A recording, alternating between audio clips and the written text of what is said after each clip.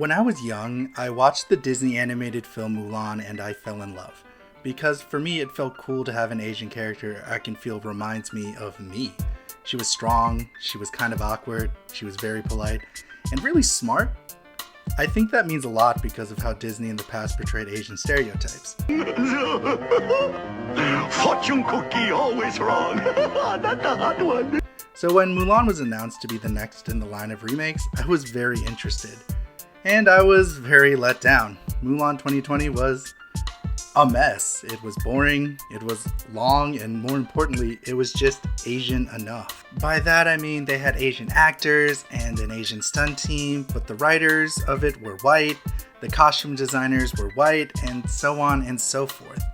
They made this mythical China that never existed that even Chinese people didn't see as real. It didn't feel like they took the time to do research or anything like that. They just looked and said, oh, that looks cool. How they handled what qi was to Chinese culture was very different and not good. As well as how they handled the strong women idea, it was a little bit muddled.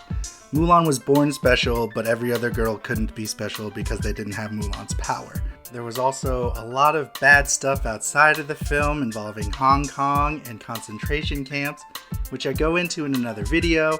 The link is down below. To sum it up, Mulan 2020 wasn't a good, authentic representation of Asian people. It was just Hollywood saying, it's Asian enough, I guess.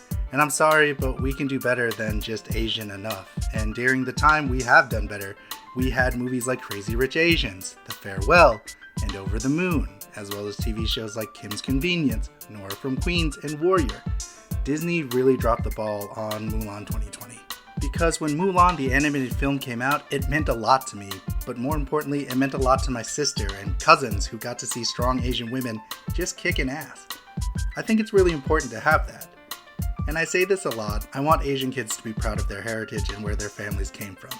And a way we do that is positive representation, and I think kids will have that with Raya and the Last Dragon. Raya and the Last Dragon is a story centered around Raya trying to find a way to stop a plague from destroying what is left of her world, with the help of Sisu, the Last Dragon, and trying to unite all the missing pieces of an orb. So I really like this film a lot, and I think this to me will give Asian kids that same warm feeling I got with Mulan. Raya is an important film, and one way it is the story is heavily influenced by Southeast Asian cultures. When we see a lot of media portraying Asian people, it feels like they're mostly centered around either East Asian people who are relatively Chinese, Japanese, and Korean, or Southeast Asian people who are from Pakistan or India. Not saying that this is a bad thing, but it always just kind of feels like Southeast Asian representation is, a bit lacking. But Raya and the Last Dragon is heavily influenced by Southeast Asian culture. The research and production team took trips to Southeast Asian countries like the Philippines, Vietnam, and Cambodia. Also, like with Moana, they created a trust of Southeast Asian representatives that would be part of the process, from textile experts, anthropologists, and linguists who had to approve the names used in the film. As well as the writing team for this film are of Southeast Asian descent, with Malaysian-born Adele Lim, who is credited for writing the screenplay for Crazy Rich Asians, as well as another writer, Queen Nguyen, who is of Vietnamese heritage, and they even had the head of the story as the Thai artist Far Vesurthern. Sorry if I butchered any of your guys' names, that's my bad. You can really tell they're trying real hard to be both authentic and use these cultures with care. And one of the first things you notice is in the food they eat.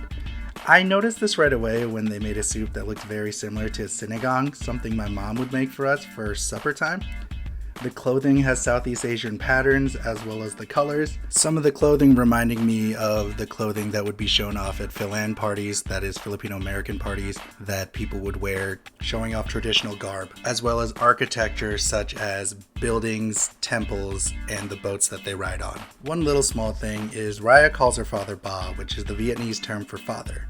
Again, it's the little things that matter and something that makes me even more mad about what Mulan didn't do, and is take care of the culture that they're trying to portray. The thing I really enjoyed about this though, and call me a weirdo, is the weapons and the fighting style, because they're all Southeast Asian as hell. Immediately in the first introduction scene, Raya is introduced. She's using wooden rattan sticks, very famously known to be used in the Filipino martial arts of Eskrima. And Raya's sword later on is inspired by the Southeast Asian blade known as the kris. As well as how they fought, that was very inspired by Silat and Muay Thai, which doesn't flow gracefully like kung fu, but is hard-hitting, focusing on using elbows and knees for attacks. To even the way they portray the dragons in this, it's very Eastern, from the design to how they're more peaceful and helpful. And the smallest things is that Eastern dragons don't technically fly, they walk on rain or clouds. The message to Raya, I think, is just very important, and that is unity. I know that that's a universal message of togetherness is common, but I know growing up in a Filipino household, what that means is everyone is treated like a family member. I remember going to Filipino parties where all these families would come together and bring different foods and spend time together talking and laughing. The concept and the idea that this movie is trying to portray feels very Southeast Asian when it comes to coming together as a community. Raya has a ton of strong female characters as well. Over half the main cast are women, from of course Raya and Sisu, but the antagonists as well, Namiri. But them being women isn't center stage because everyone has their own skills and talents that they're good at. Another thing I really love about this film is the same reason I love Moana, is there's no romantic lead and relies solely on platonic relationships. And I think that's very important, that instead of always falling in love with the Prince Charming, that you can find family or a person you can just count on being there for you. It's a concept that early Miyazaki films did, and I think we need more of that. I really love the world because you can go from this vast apocalyptic desert to this lush jungle area. But my favorite part is the Talon Village, which is a water village built on top of the river. I also love the animation in this movie, it's very stunning. The fight scenes are just crisp. Anytime Sisu is doing magic, just feels very whimsical. It is my favorite animation done by Disney Animation since Moana. So now, I just have a few minor nitpicks. Again, nothing big. The story is very predictable. This is a kids movie, of course, but it definitely feels like it's meant for a younger audience. Having to pay $30 for the film to get access to it, I don't know why Disney is putting their Asian stuff over a paywall. They seem to like to do that. So watch out, Shang-Chi, you're next. Just kidding, hopefully. Bro, I'll still pay it though.